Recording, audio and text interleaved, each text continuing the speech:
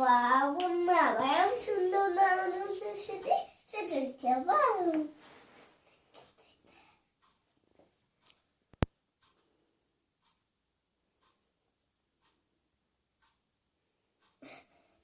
Oturdu.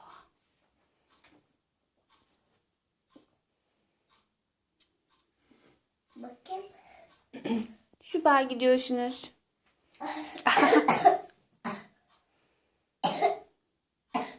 Tabii arada da öksürüyordu. Hadi bakalım.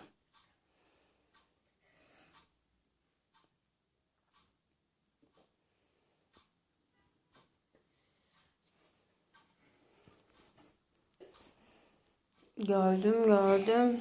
Maşallah. Görüyorsunuz. Hadi devam et. Hadi. Hadi. Çekiyorum. Çekme. Papi. Papi başla.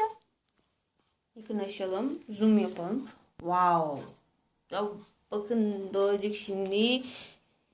Bir tuğ boyu geçti. Zoomlayalım. Wow. Hadi şimdi bir daha Doğa. Bir daha. Zoomlamaya gelince bitmiş olsun.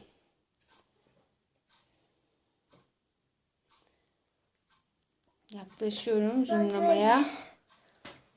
Oh, ne? Hadi bakalım. Ah, geldi kurbağacık. Tıkı tıkı tıkı tıkı tık sesler geldi.